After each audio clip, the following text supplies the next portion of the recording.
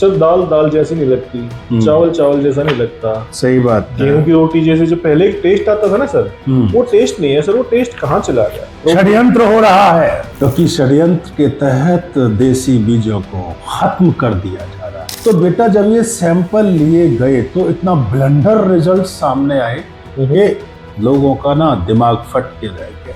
60% iron is lesser in that particular Apple.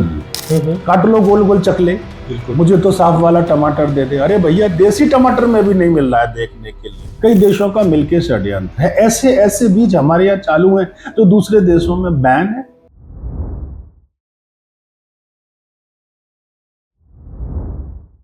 गुरु जी प्रणाम। आइए हरिमोहन जी, कैसे हैं सर?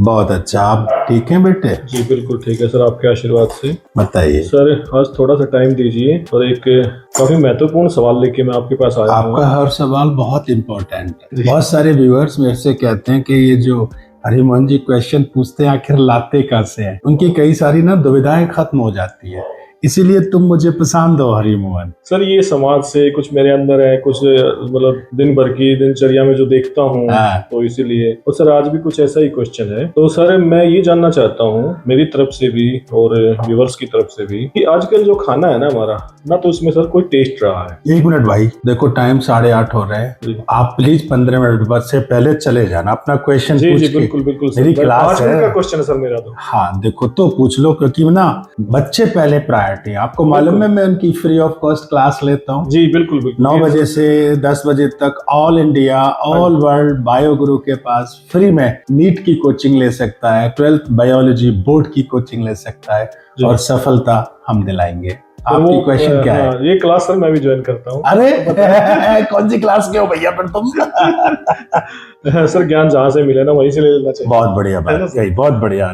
सर मैं ये कह रहा हूँ कि जैसे आजकल जो हमारा खाना है सर दाल दाल जैसी नहीं लगती, चावल चावल जैसा नहीं लगता। सही बात है। गेहूं की रोटी जैसे जो पहले एक टेस्ट आता था ना सर, वो टेस्ट नहीं है सर। वो टेस्ट कहाँ चला गया? षड्यंत्र हो रहा है। कैसे सर? 1989 से जी 1900 लगभग 90 से जी अब तक ढेर सारे खाने के आइटम के सैंपल लिए गए। उनका अगर रिजल्ट आपको पता चलेगा तो दांतों तले उंगलियां दबा लोगे, पैर के नीचे की जमीन सरक जाएगी हरिमोहन जी। जी क्योंकि षड्यंत्र के तहत देसी बीजों को खत्म कर दिया जा रहा है। जी हाइब्रिड सीड्स मार्केट में हर तरफ अवेलेबल है। जी हाइब्रिड का मतलब जानते हो, जो पैदावार एक बार ज्यादा सीधे दे फिर कभी ना दे। हाँ जी। उसका न्यूट्रिशन खत्म होने लगे, भयंकर इफेक्ट हमारे इकोसिस्टम पर पड़ रहा है। इकोसिस्टम होता है एनवायरनमेंट और ह्यूमन बीइंग या एनिमल्स के बीच में जो आपस में रिलेशन है जी, उसको इकोसिस्टम कहते हैं जी। हम दोनों बात कर रहे हैं, ये एक इकोसिस्टम है। जी बिल्कुल। हवा आ रही है, हाँ जी, हम सांसें ले रहे हैं, हाँ जी, ये एक इकोसिस्टम है। जी ठीक है, मैं चाय से इंटरेक्ट कर रहा हूँ, ये नॉन लिविंग है जी। और मैं बात कर रहा हूँ, मैं लिविंग हूँ। ये इकोसिस्टम है जिसको हम डील कर रहे हैं। बात समझ में आ रही है? जी जी बिल्कुल बिल्कुल। तो बेटा जब ये सैंपल लिए गए तो इतना ब्लंडर रिजल्ट सामने आए कि लोगों का ना दिमाग फट के रह गया। मसूर की दाल बड़ी अच्छी प्रोटीन वाली मानी जाती थी। जब चेक किया तो मसूर की दाल का प्रोटीन 10% कम था। अपने आप 10% कम कहाँ चला गया वो 10% प्रोटीन? बिल्कुल सर, इसीलिए जो है ना मैं काफी बार देखता हूँ, क्योंकि मैंने भी देसी खाना जो है काफी खाया है। देसी दूध भी, घी भी, दालें भी जैसे अपना खेतों में होती थी। लेकिन सर अब वो कोई बात ही रही नहीं रही। क्यों नहीं? यही तो बता रहा हूँ। जब सारे सैंपल, जब मसूर की दाल ने ब्लेंडर कर दिया तो बेटा मूंग की दाल बड़ी फेवरेट है ये भी लोगों में।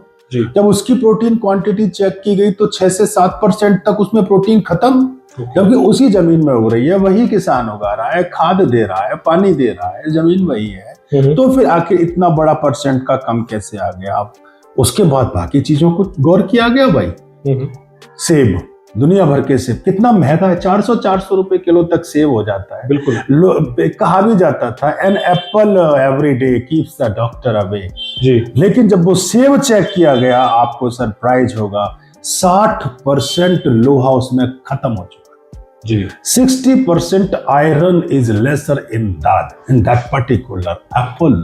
तो फिर वो लोहा कहां से आएगा? खा लो लोहा। ठीक है, मार्केट में टमाटर की भरमार है, पहले टमाटर खाते थे, सलाद में खाते थे, तरह तरह से लेते थे, फायदा करता था। टमाटर जब चेक किया गया बेटा 66 से 73%, मतलब 100 में से कुछ ही कम रह गया, 0 ही हो जाएगा।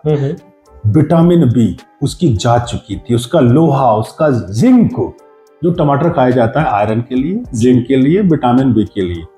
जब 60% से ज्यादा ये है ही नहीं, खाते रहो सलाद, काट लो गोल गोल चकले, मुझे तो साफ वाला टमाटर दे दे। अरे भैया देसी टमाटर में भी नहीं मिल रहा है देखने के लिए जी। और देखो सबसे मजबूत रोटी कौन सी मानी जाती थी, गेहूं, मक्का या बाजरा? बाजरा, बिल्कुल सही पहचाना। अच्छे वो ना ऐसा स्ट्रॉन्ग बना देती थी क्योंकि कार्बोहाइड्रेट बहुत ज्यादा था, एनर्जी बहुत बढ़िया। 8.5% कार्बोहाइड्रेट बाजरा में खत्म हो गया। अच्छा, जैसे प्रचार हुआ कि मोटे अनाज खाओ, वातावरण में मतलब लोगों को ये लेना चाहिए, खत्म करके धर दिया। अब खा लो बाजरा, 8.5% तो पहले ही तुम्हारा 0 हो गया। ठीक है, फिर एक सबसे कॉमन रोटी गेहूं की रोटी। हाँ जी, तो भैया कम से कम गेहूं सुरक्षित होगा।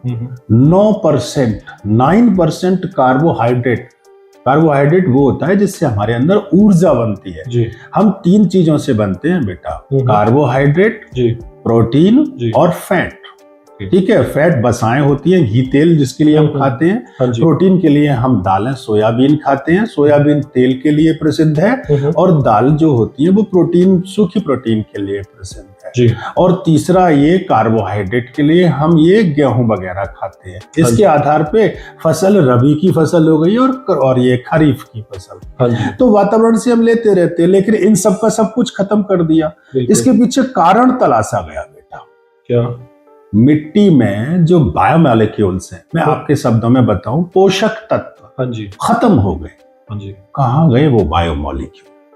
पोषक तत्व इस जमीन का कहाँ चला गया? खेत वहीं पर है, क्रॉप वहीं पर है, किसान वहीं पर है, लेकिन उसको दिए जाने वाले हाइब्रिड सीड्स जो ज्यादा मात्रा में एब्जॉर्ब करते हैं, पहली बार में फ्लरिश बहुत अच्छी हो जाएगी फसल, दूसरी बार में कुछ नहीं मिलेगा। और यानी कि फसल को बढ़ाने के लिए जो है मिट्टी की जो हमारी उपजाऊ शक्ति है उसको बिल्कुल खत्म करते जा रहे हैं। और क्या, एक षड्यंत्र है, मुझे तो लगता है कई देशों का मिलकर षड्यंत्र है। ऐसे बीज हमारे यहाँ चालू हैं जो दूसरे देशों में बैन है। बीटी क्रॉप्स, बैसिलस थोरेंजिएंसिस एक बैक्टीरिया होता है जिससे क्रॉप्स तैयार की जाती है, उनमें कीड़ा नहीं लगता। हमारे देश में भरमार है, चिकना चिकना बैगन, साफ टमाटर, और देशों में वो बैन क्यों है? इसका मतलब वो जहरीली चीजें हैं। कर लो खत्म अपने सब लोगों को। नेशनल इंस्टीट्यूट ऑफ न्यूट्रिशन दुखी हुआ पड़ा है कि आखिर इसका इलाज क्या है। इसका कोई इलाज नहीं है हरी मोहन। सर एक खाद का भी तो है ना, मैं तो कि जैसे देसी खाद पड़ता था पहले। देसी जिसको आप कह रहे हो, 2 तरह के खाद होते हैं जी। एक होता है फर्टिलाइजर, एक होता है मैन्योर। फर्टिलाइजर जो होता है उसमें पोटेशियम वगैरह बाहर से डाला जाता है, ठीक है। तो और ये जो मैन्योर होता है ये गोबर का खाद होता है। फर्टिलाइजर होता है NKP। ये जो N और K और P है, फास्फोरस, पोटेशियम और ये N नाइट्रोजन, इसको मिला के बनाया जाता है। यूरिया की गोलियां डाल ली जाती है, ठीक है। यूरिया की गोली हमारे यहाँ डालने की क्या जरूरत है? एक बात बता, 150 करोड़ लोग भारत में, और जिन के पास खेत है, पुराने लोग अपने खेतों के पास ही सूसू पट्टी करने जाते थे, उनके घर में शौचालय नहीं थे। अब ये नहीं कि मैं उनको बढ़ोतरी दे रहा हूँ, या उनके घर की गंदगी उन्हीं के खेतों में पड़ती थी। ये मैन्योर बनता था, और उस मैन्योर से वो पोषक तत्व खत्म नहीं होते थे। लौटो ना पुरानी चीजों के पीछे करो, या फिर अपना सिर फोड़ते रहो। अरे वाह सर, मैं लोगों से ये कहना चाहूंगा कि इन चीजों के ऊपर ध्यान दीजिए, ठीक है, वरना धीरे धीरे ये हम स्लो पॉइजन जो ले रहे हैं, इससे हमारी जान धीरे धीरे करके जा रही है, पीढ़ियां खत्म हो रही हैं। लेकिन तुम लोग ध्यान क्यों दोगे? तुम तो थोड़ी देर के लिए एंटरटेन का नाच गाने का वीडियो देखोगे ना तो इसको तुम शेयर करोगे, ना इसको बार बार अपने बच्चों को समझाओगे। आप लोगों की जानकारी के लिए ही हरी मोहन जी जगह जगह घूम के मुझे पकड़ते हैं, और मैं आपको ये बता रहा हूँ। दिमाग खराब करने की बजाय दोबारा वीडियो देख लो, सेव भी करके रख लो। सेव करोगे और शेयर करोगे, औरों को जानकारी पहुंचाओ। ये खाना ना बर्बाद कर रहा है तुम्हें, आए बड़े फास्ट फूड खाने वाले। सर आज आपका गुस्सा जायज है। चल ठीक है, thank you very much sir. You are welcome.